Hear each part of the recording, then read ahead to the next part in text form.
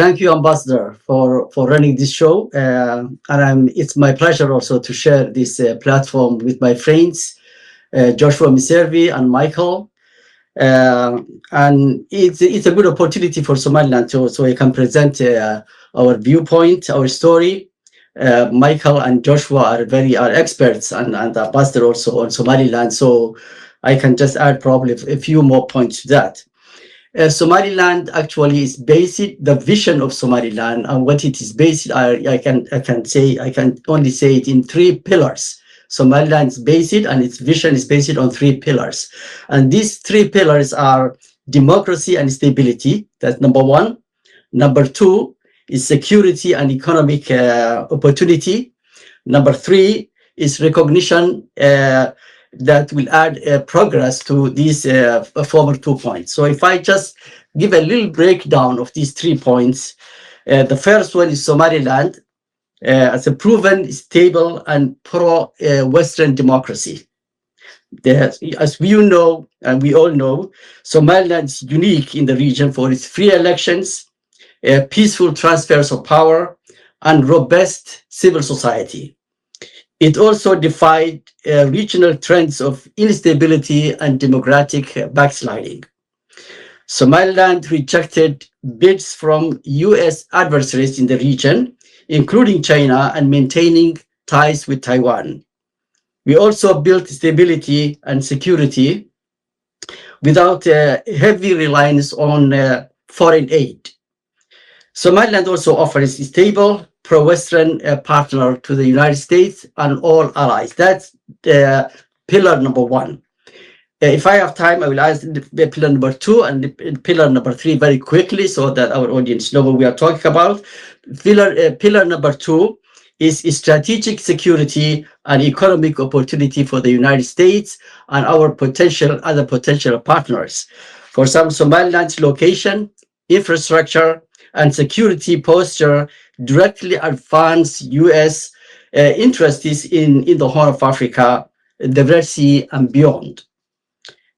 So the maritime, for example, is a very critical maritime security and counterterrorism. We offer modern port and logistics infrastructure like Berbera, which is already attracting foreign investment.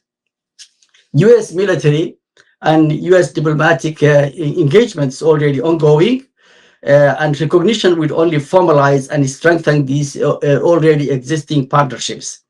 And recognition will actually unlock access to finance, trade, and investment for American businesses and also for businesses of other partners, including critical minerals and energy. The third pillar is recognition, which will be a catalyst for regional stability and partnership and progress. U.S. recognition of Somaliland will be unlocking the country's full potential and accelerating development and contributing to greater regional stability. The state of Israel's recognition has already reshaped the diplomatic landscape, opening doors wider for international engagement. So broader in recognition will also remove barriers imposed by one Somalia policy and allowing Somaliland to fully participate in the global economy, in banking and development. It will enable effective coordination on security and counterterrorism with the US and its allies. Somaliland's claim is not secession. Somaliland is not a separatist. It is a restoration of colonial borders formally acknowledged and recognized by the African Union in the African Union Charter. Recognition would therefore will not bring destabilization, and many people argue, but rather it would close gaps exploited by adversaries and support sustained U.S. engagement. I think with that, I will end my presentation. I think I have already spent my time, and thank you for offering this. 35 years we have been struggling for recognition. 35 years, and when you have been fighting that much, struggling that long for recognition, when you get recognition from a friendly country like State of Israel, we know that every country has its own security and economic interests. So countries establish relationships because their interests align, and then that's how relations are built. So you definitely Somaliland knew that there were security risks with our in establishing relations with Israel, and once we have and full diplomatic relations with Israel. I mean, our president have yet to go to Israel and go there, and they have to formalize the whole thing. We have appointed an ambassador to Israel. We're still waiting for Israel to appoint their ambassador, because the war in the Middle East has disrupted everything, in the whole region. But so Israel, until now, they don't have a security office or security unit or basing in Somaliland. They don't have it.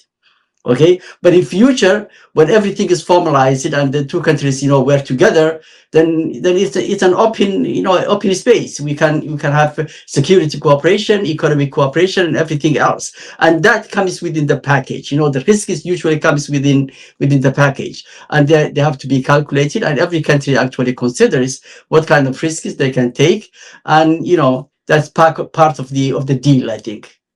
Usually recognition, the most difficult step for recognition is the first country.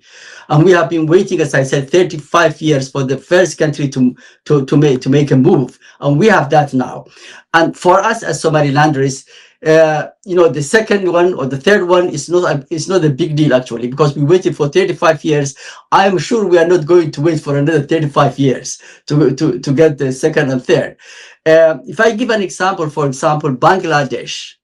When India India was the first country to unilaterally recognize Bangladesh in 1971.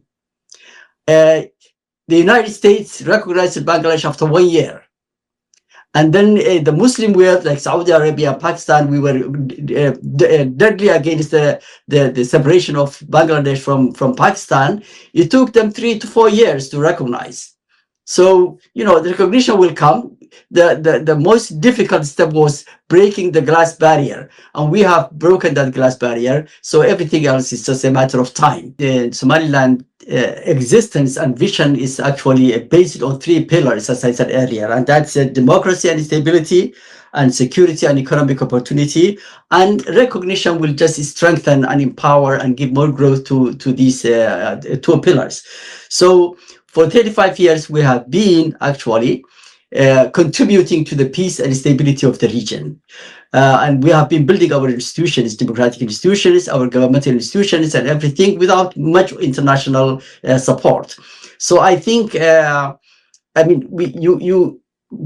you cannot, for example, nobody can deny Somaliland and say why you have chosen Israel to be the first country to recognize you. We were knocking all doors of the international community, the Arab world, the African Union, and everywhere else. So any country in the world that's a member of the United Nations that recognizes Somaliland is a great welcome for us. So the State of Israel, actually, we were very thankful that they have come on board, and we have, I think, mutual interest, the security and economic interests that we can work together. We have very good,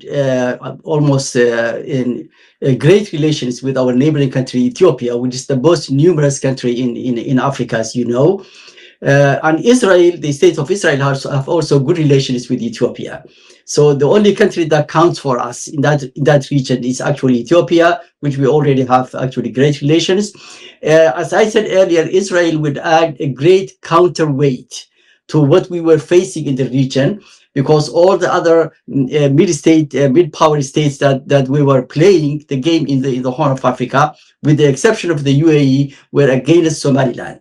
So in numerous times, we are going to be part and member of the Abrahamic Accords, even before the recognition of the State of Israel of Somaliland. We actually expressed our wish to be part of the Abrahamic Accords. So we were almost like when you say Abrahamic Accords plus. So we were in the plus. Nobody knew us. We were on the sidelines. So now if United States recognize Somaliland, definitely will automatically join the Abrahamic Accords.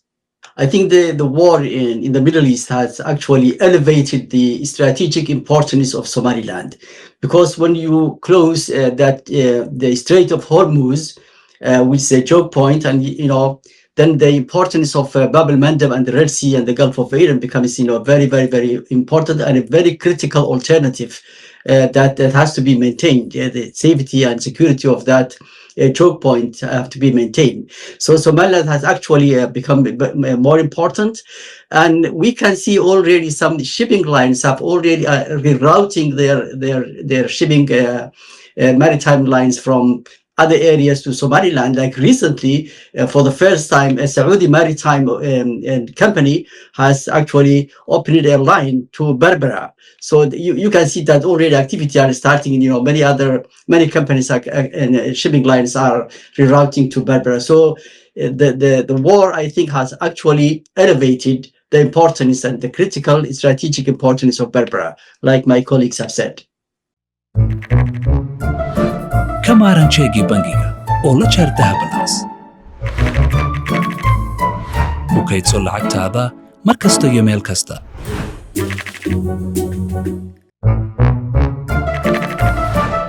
Ku dhex isticmaal adeegyada Somtel iyo iDahab. Ku xidha akoonkaaga bangiga oo ka dhex maamulo lacagtaada. U soo wareegoo la jaanqaad dunida casriga oo ku maamulo abka dahabalaas nolol maalmeedkaaga maaliyadeed. Hadda kala soo deg App Store iyo Play Store abka dahabalaas.